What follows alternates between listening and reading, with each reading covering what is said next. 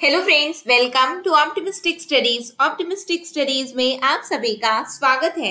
हम देख रहे थे सहायक शिक्षक के लिए previous year question paper analysis, जो कि 2019 में जो एग्जाम हुआ था उसी क्वेश्चन पेपर को हम डिस्कस कर रहे हैं।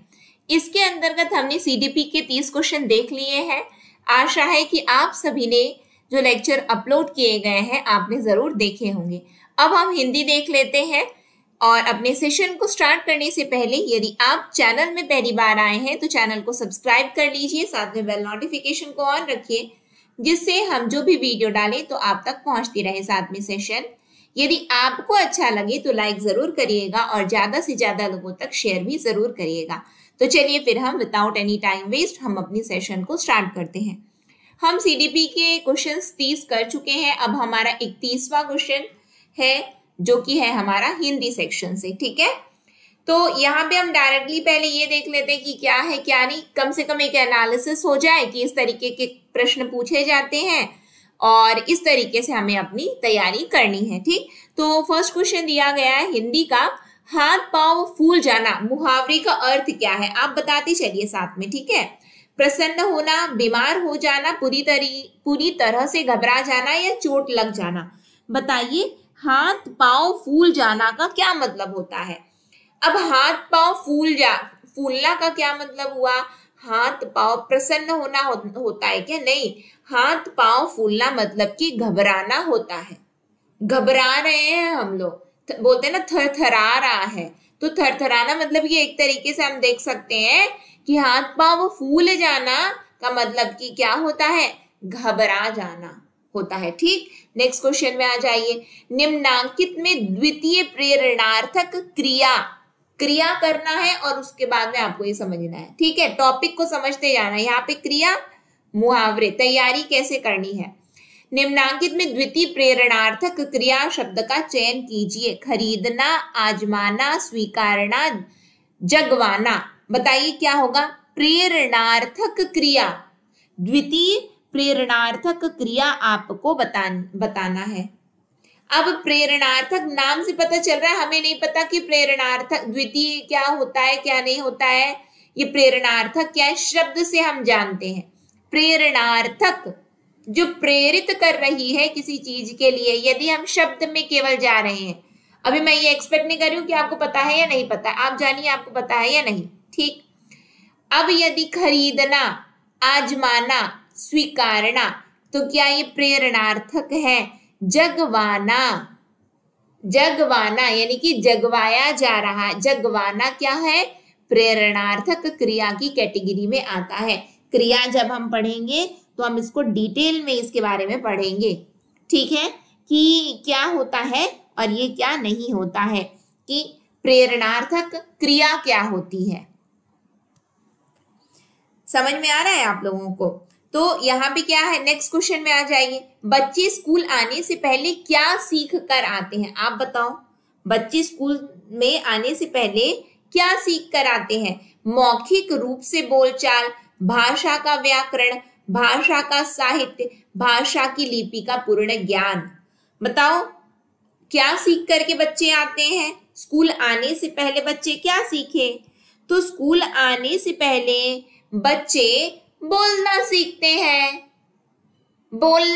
जब बच्चा बोलने लग जाता है तो स्कूल भेज देते हैं उसको। तो मौखिक रूप से बोलचाल, ना उसे भाषा का व्याकरण आता है, ना साहित्य आता है, ना लिपि, बोल रहे हैं बस। ठीक, नेक्स्ट क्वेश्चन में आओ। निम्नांकित में किस शब्द में एक से अधिक उपसर्ग का प्रयोग हुआ है? बताइए, एक से अधिक उपसर्ग का प्रयोग किस में हुआ है?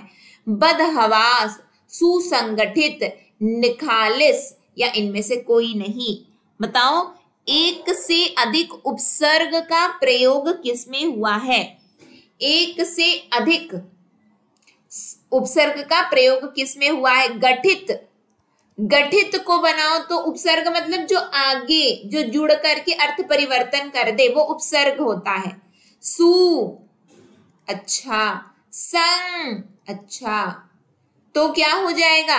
सुसंगठित, सुसंगठित, संगठित भी आप बोल सकते हो, तो सु में जुड़ा, गठित भी बोल दो तो संग जोड़ दो, तो सुसंगठित क्या है ये? आपका दो, एक से अधिक उपसर्ग का प्रयोग हुआ है आपके सुसंगठित में।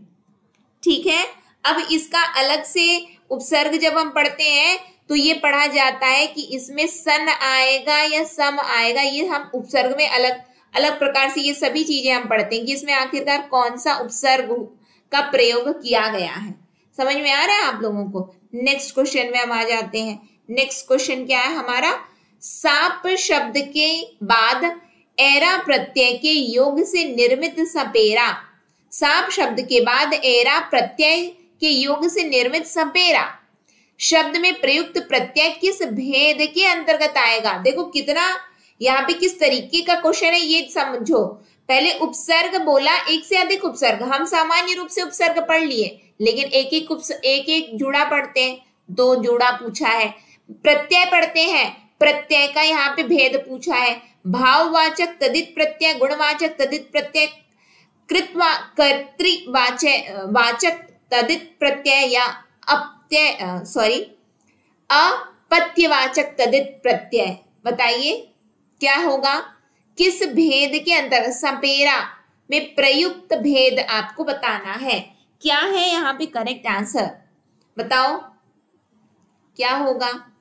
वही होगा जो सबसे कठिन है बोलने में। अब इनमें से सबसे कठिन क्या है? वैसा कुछ नहीं है कि जो कठिन है वो होगा, ऐसा कुछ भी नहीं है। भाववाचक नहीं है, गुणवाचक नहीं है, तो क्या है? कर्तृवाचक तदित प्रत्यय है।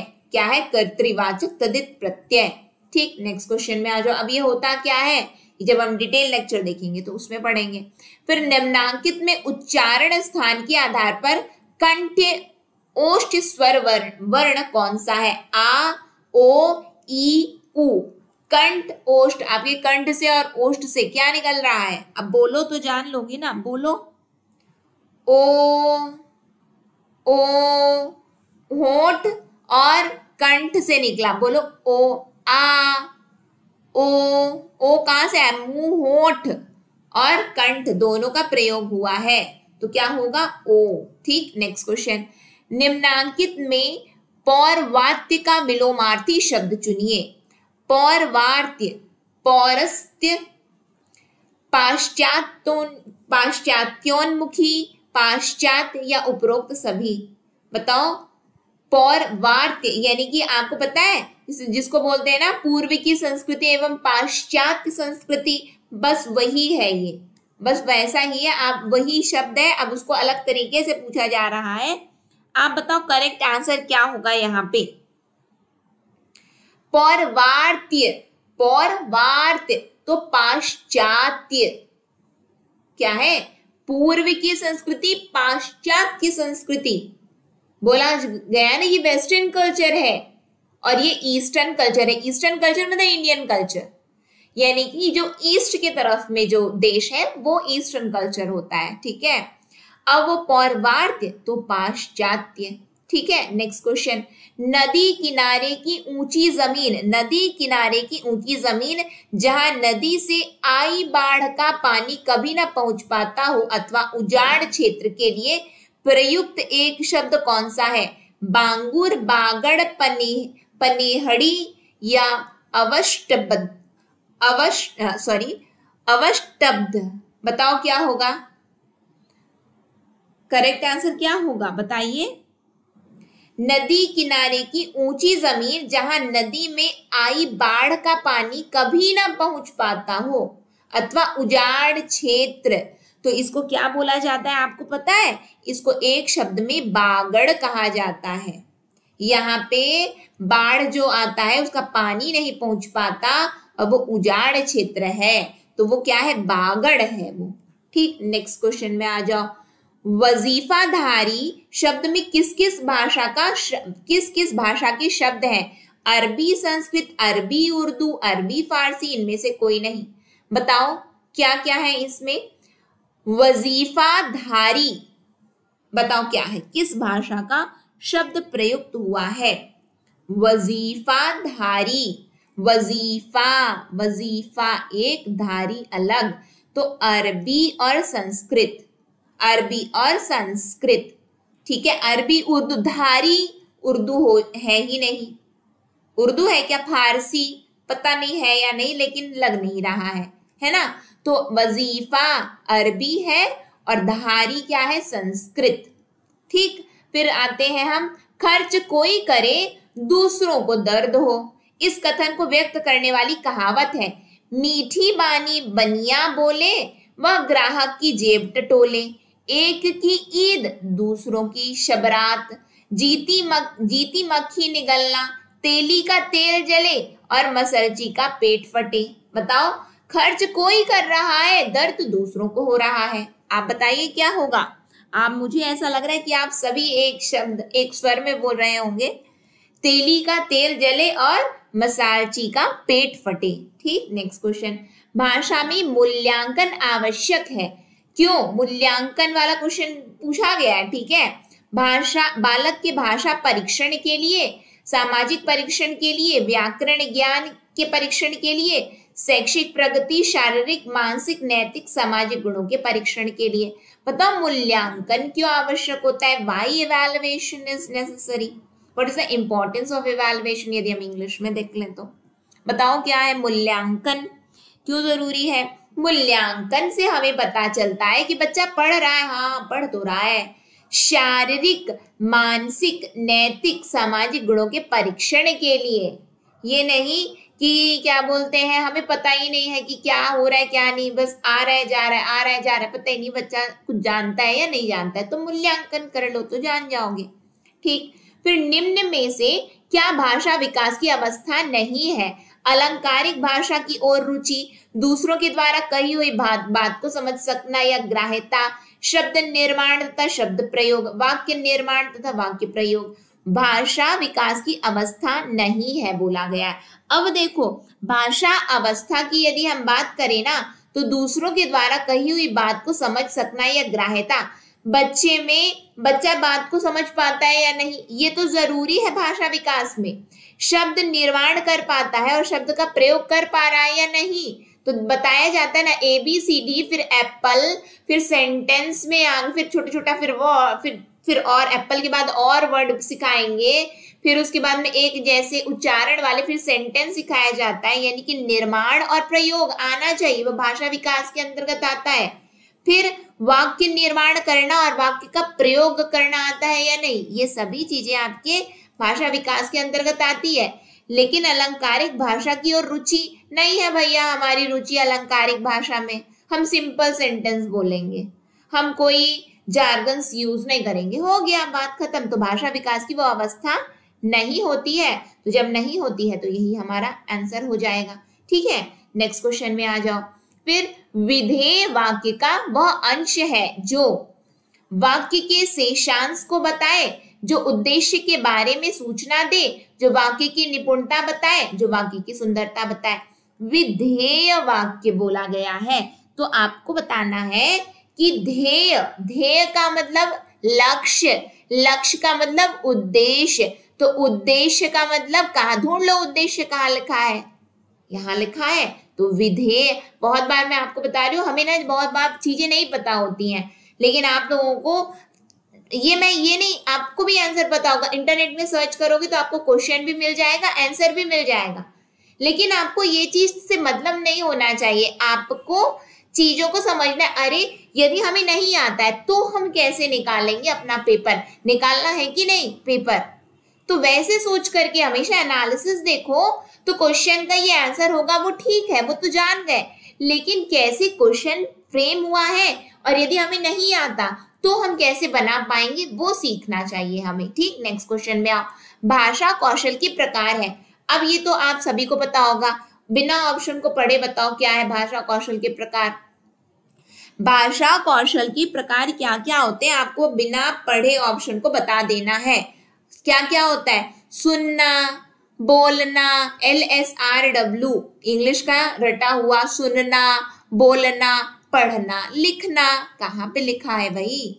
ऑप्शन नंबर सी में। ठीक है, नेक्स्ट क्वेश्चन, भाषा सीखने के साधन है क्या? अनुकरण, खेल, बातचीत, उपरोक्त सभी। भाषा को कैसे सीखते हैं? अनुकरण करके, जो मम्मी बोलती हैं वो हम भी बोलने लगते हैं, पापा जो बोले हम भी बोले, दादा दादी हम भी बोल रहे हैं भाई, खेल खेल में सीख जाते हैं, बातचीत करेंगे तब तो सीखेंगे, तो उपरोक्त सभी होगा। ठीक है, नेक्स्ट क्वेश्चन, निम्नांकित में कौन सा शब्द समूह स्त्रीलिंग सूचक है? बाढ़, आंख, दौड़, खेत, आलू, कोदो, बाना, रमण, पठन, उपग्रह, खूंट, पिंड। बताओ तो स्त्रीलिंग सूचक शब्द बताना है, समूह बताना है, शब्द समूह स्त्रीलिंग सूचक क्या है? तो स्त्रीलिंग सूचक की यदि हम बात करें तो ये क्वेश्चन बार बार पूछा जाता है। आंख, आंख बाकी का ज्यादा एग्जाम में नहीं पूछा गया, लेकिन आंख यदि आपको एक भी पता है तो आप बता लोगे, क्योंकि अक्सर एग्जाम में पूछा गया। प्रीवियस ईयर क्वेश्चन पेपर, इसका नहीं बोल रही हूं मैं, शिक्षक भर्ती का की बात नहीं कर रही हूँ, लेकिन आप व्यापन द्वारा आयोजित जितनी भी प्रतियोगी परीक्षा है उसका हिंदी एनालिसिस करोगे तो आंख हमेशा स्त्रीलिंग के रूप में पूछा जाता है, स्त्रीलिंग पुल्लिंग के रूप में पूछा जाता है। यहां से आपको पता होना चाहिए कि आंख क्या है, स्त्रीलिंग है, तो बाढ़ दौड़ भी स्त्रीलिंग ही है। हमें भले नहीं पता है कि बाढ़ और दौड़ क्या है, आंख पता है कि वो स्त्रीलिंग होता है। ठीक, नेक्स्ट आ जाओ, मनुष्य कितना धन देगा और याचक कितना लेगा इस वाक्य में रेखांकित शब्द विशेषण के अंतर्गत है? कितना और कितना बताओ, गुणवाचक, संबंधवाचक, सार्वनामिक या संख्यावाचक? बताओ क्या कौन सा विशेषण है?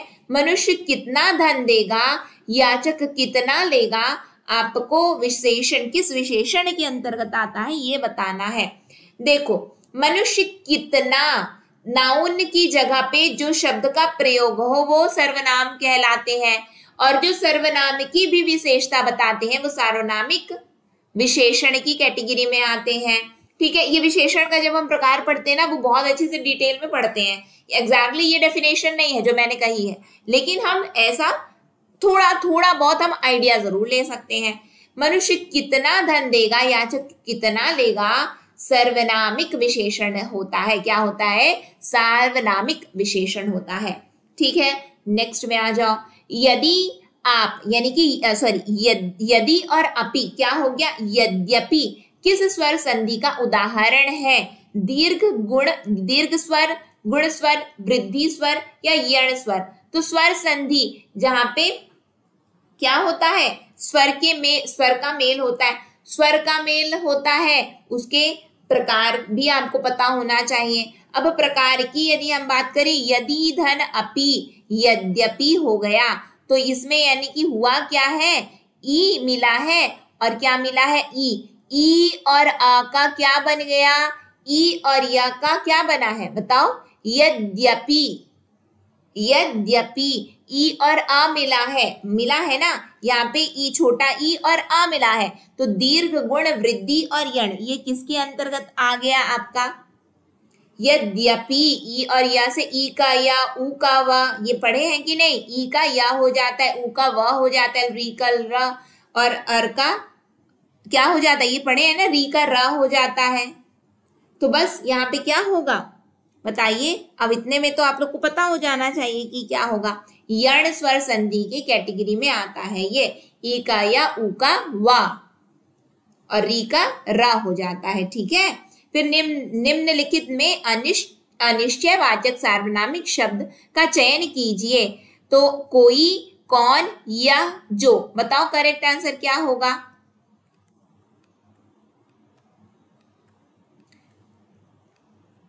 अनिश्चयवाचक सार्वनामिक शब्द का चयन, कोई, कौन, यह, जो। बताओ क्या होगा? अनिश्चयवाचक। अनिश्चयवाचक की यदि हम बात करें ना, तो अनिश्चयवाचक मतलब कि हमें पता ही नहीं है।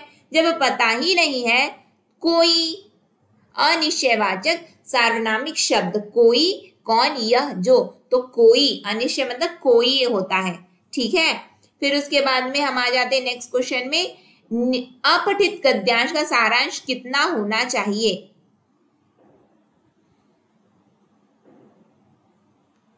बताओ क्या होगा? इसको मैं नेक्स्ट सेशन में कंटिन्यू करती हूँ। ठीक है, नहीं यहीं पे कंटिन्यू कर लेते हैं। अपठित गद्यांश का सारांश कितना होना चाहिए? बताओ, 2/3, 4/3, 5/3 या 1/3? कितना बोला जाता है? प्रिसिस राइटिंग इंग्लिश में सुने होंगे ना आप लोग, तो कितना होना चाहिए? अब कितना होना चाहिए कि यदि हम बात करें तो हमने बचपन से क्या सीखा है? हमने सीखा है कि 1/3 लिखो। एक तिहाई। प्रिसिस राइटिंग क्या होती है, एक तिहाई लिख दो, यानी कि अपठित गद्यांश का सारांश कितना होता है, एक तिहाई, 1/3 लिखना रहता है अपने को, ठीक है। नेक्स्ट, निम्नांकित में पाशी शब्द का अर्थ सूचक शब्द कौन सा शब्द है? पाशी का अर्थ सूचक शब्द वरुण, यम, बहेलिया, उपरोक्त सभी। बताइए करेक्ट आंसर क्या होगा? पाशी शब्द का अर्थ सूचक शब्द हमसे पूछा गया है, तो पाशी शब्द का अर्थ सूचक शब्द है वरुण, यम, बहेलिया, यानी कि उपरोक्त सभी इसके करेक्ट आंसर हैं। ठीक, अब ये यहां से अपने को ये पता चल रहा है कि किस लेवल का क्वेश्चन है, ये सीखो। ठीक, हिंदी वाक्यों का सही पदक्रम है कर्म कर्ता क्रिया, क्रिया कर्म कर्ता, क्रिया कर्ता कर्म, कर्ता कर्म क्रिया।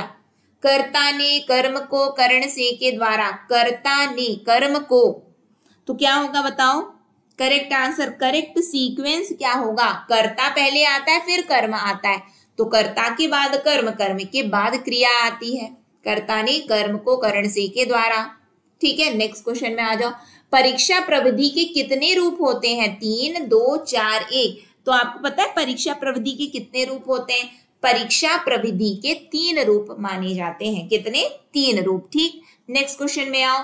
मुकुल सौरभ को पत्र लिखता है, सरल वाक्य का यह कौन सा प्रकार है? एक क्रमक, कर्तृपूरक, द्विकर्मक या कर्म पूरक? बताओ क्या होगा? मुकुल सौरभ को पत्र लिखता है, सरल वाक्य का यह कौन सा प्रकार है?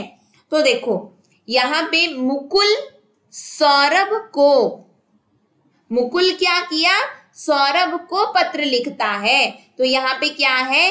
द्विकर्मक क्रिया है। ये क्या है?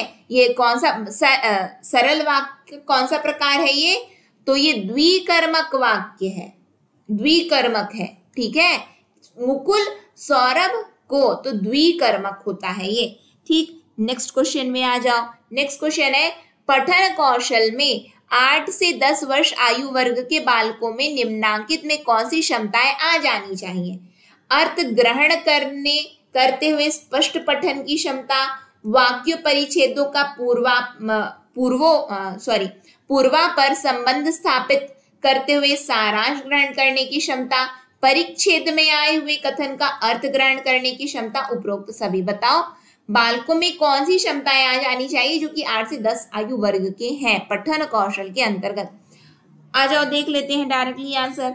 पठन कौशल की बात करें ना, तो पहली बात तो अर्थ ग्रहण करे, स्पष्ट पठन करे, फिर वो सारांश ग्रहण करने की क्षमता हो और संबंध को स्थापित करना आना चाहिए। ठीक, परिच्छेद में आए कथन का अर्थ ग्रहण करने की क्षमता हो उसमें, यानी कि उपरोक्त सभी, क्योंकि ये सब पठन कौशल के अंतर्गत आते हैं। ठीक है, करेक्ट आंसर क्या हुआ? Option number D. यहां से आप लोगों को एक बात समझ में आई कि हिंदी है, लेकिन हिंदी ऐसे टाइम पास जैसा नहीं है। टाइम पास है क्या? बिल्कुल नहीं। तो अच्छे से पढ़ना है अपने को। ठीक है, तो इसी के साथ में आज के सेशन को मैं एंड करती हूँ। नेक्स्ट सेशन में फिर हम मिलते हैं। नेक्स्ट सेशन तक के लिए optimistic learning. Thank you for the session. जय हिंद, जय भारत।